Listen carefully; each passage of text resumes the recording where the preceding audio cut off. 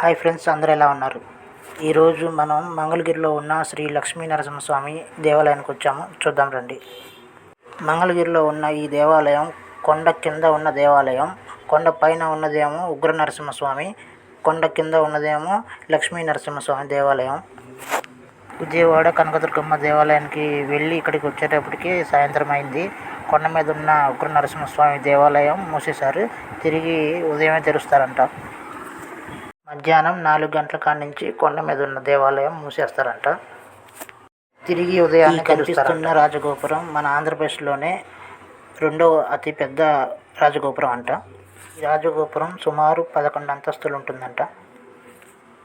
దేవాలయం గురించి అన్ని వివరాలు పంతులు గారు వివరంగా చెప్పారు. మీరు స్కిప్ చేయకుండా పూర్తిగా వీడియో మొత్తం చూడండి. ఈ రాజగోపురం చాలా పెద్దగా ఉంది దగ్గర నుంచి చూస్తుంటే, కానీ కొంచెం వెడల్పు తక్కువగా ఉంది. నేను అరుణాచలం వెళ్ళినప్పుడు చూశాను. అరుణాచలంలో ఉన్న రాజగోపురాలు కొంచెం పెద్దవి, ఇది కొంచెం చిన్నగా ఉంది. ఈ దేవాలయం ఎదురుగా ఒక రథం ఉంది. రథోత్సవం ఈ లక్ష్మీ నరసింహస్వామి దేవాలయం తరపున రథోత్సవం చాలా బాగా నిర్వహిస్తుంటారు. ఈ మంగళగిరి లక్ష్మీ నరసింహస్వామి దేవాలయం వీడియోతో 50,000 వ్యూస్ పూర్తవుతున్నాయి. మీకు అందరికీ ధన్యవాదాలు. ఇలాగే నా ఛానల్ని ఆదరించి అందరూ సబ్స్క్రైబ్ చేసుకోవాల్సిందిగా కోరుతున్నాను. ప్లీజ్ లైక్ చేయండి, సబ్స్క్రైబ్ చేసుకోండి. దేవాలయం లోపలికి వెళ్ళి చూద్దాం రండి.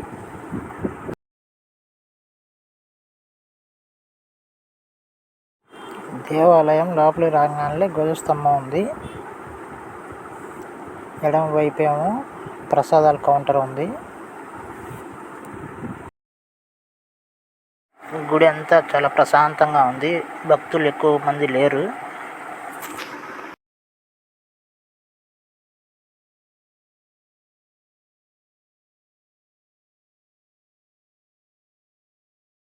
ఇక్కడ ఒక బావి ఉంది.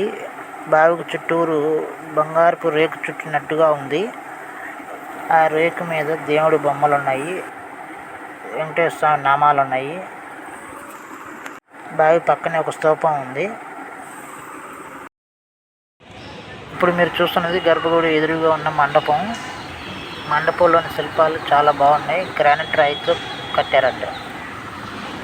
ఈ స్తూపం పక్కనే కోదండరామాలయం ఉంది.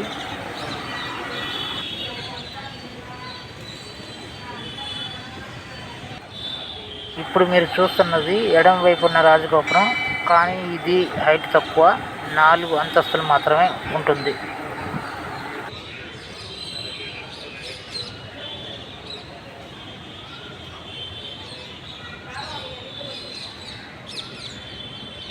ఈ ఎర్రగా కనబడుతున్నది లక్ష్మీ నరసింహస్వామి దేవాలయం. దేవాలయం మొత్తం ఎర్ర రాయితోనే కట్టారు. పిల్లర్ల వరకేమో గ్రానైట్ రాయితో కట్టారు. చూడండి ఎంత అద్భుతంగా ఉందో ఈ దేవాలయం. చాలా పురాతనమైన దేవాలయం. ఎదురుగా కనిపిస్తున్నది గుడి వెనకాల ఉన్న గోపురం. పూర్తిగా లేదు, సగమే ఉంది. కనిపిస్తున్న ద్వారం లక్ష్మీ నరసింహస్వామి దర్శనానికి వెళ్ళేది ఎడమ వైపు దారి.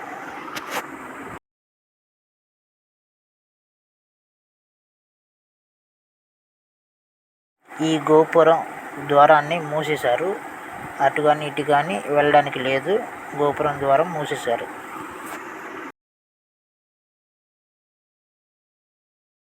ఈ దేవాలయాన్ని శ్రీకృష్ణదేవరాయలు గారు కట్టించారంట. పెద్ద రాజగోపురం వరకు 1807లో రాజా వాసురెడ్డి వెంకటాద్రి నాయుడు గారు ఆ పెద్ద రాజగోపురాన్ని కట్టించారంట. ఆ ఎదురుగా కనిపిస్తున్న రాతి మండపంలో ఒక ప్రత్యేకత ఉంది.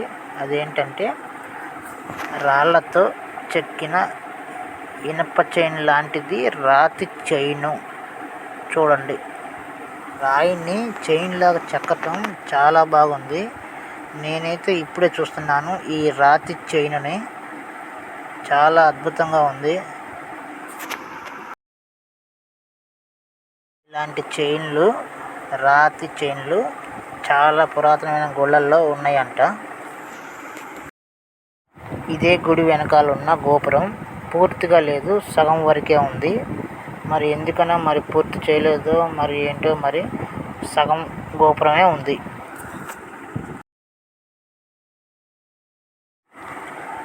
ఇప్పుడు మీకు కనిపిస్తున్నది లక్ష్మీ నరసింహస్వామి దేవాలయం గోపురం.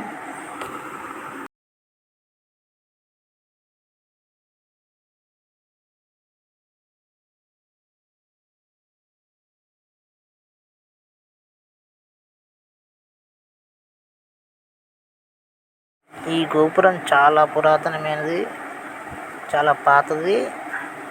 గోపురం మీద ఉన్న శిల్పాలు కూడా చాలా బాగున్నాయి.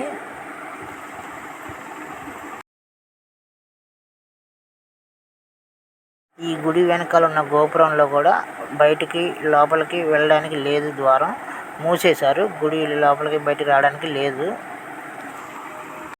ఈ దేవాలయం లోపల చాలా ప్రశాంతంగా ఉంది.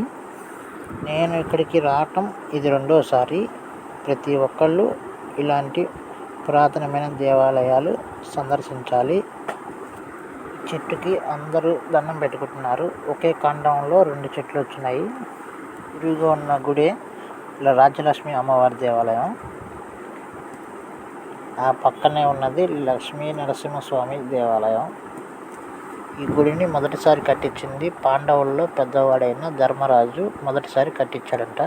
ఆ తర్వాత విజయనగర రాజులు దీనిని మళ్ళీ కట్టారంట.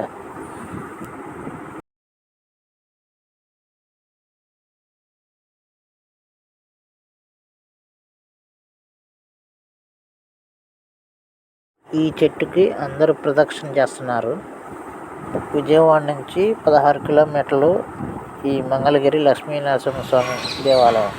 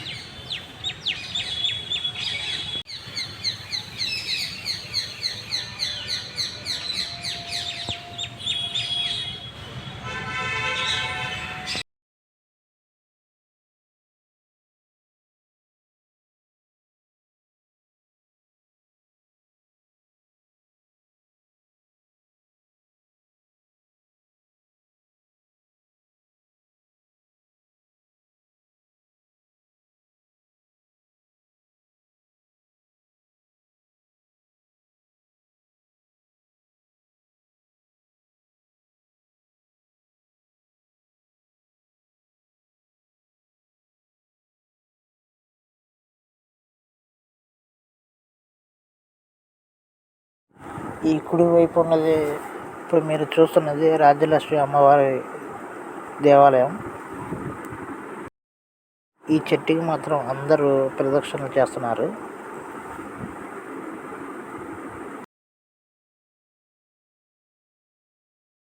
ఇప్పుడు మీరు చూస్తున్నది కుడివైపు రాజగోపురం. ఇది 4 అంతస్తులు ఉంటుంది. గోపురం పక్కనే మంచినీళ్ళ వాటర్ ఫిల్టర్లు ఉన్నాయి.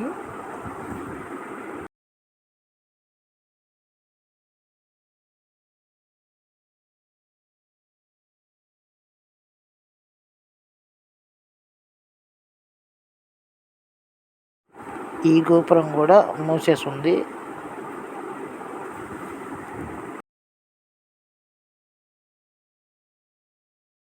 అందరూ దర్శనం అయిపోయిన తర్వాత ఆ చెట్టు కింద కూర్చొని ప్రశాంతంగా కూర్చుంటున్నారు. ఇప్పుడు మీరు చూస్తున్నదే గర్భగుడి ఎదురుగా ఉన్న మండపం.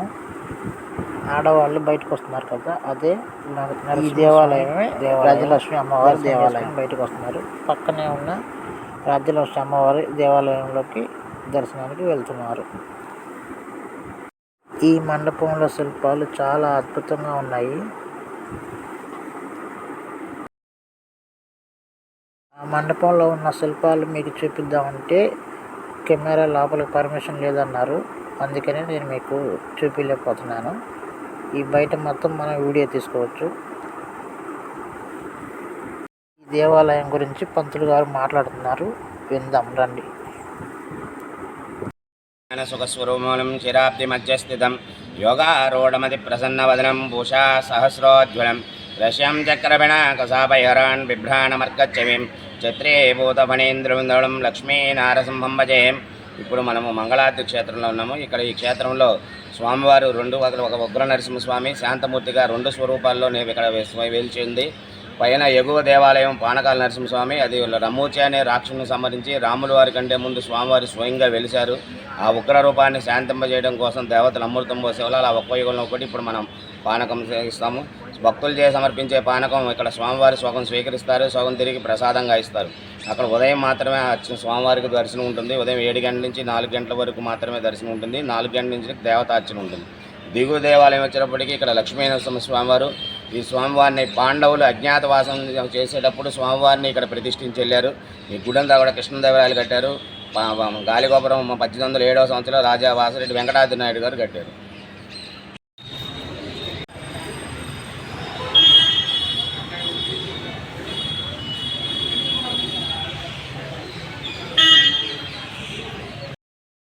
గుడి బయట నుంచి ఈ ప్రదేశం చూడండి, బయట నుంచి గుడిని.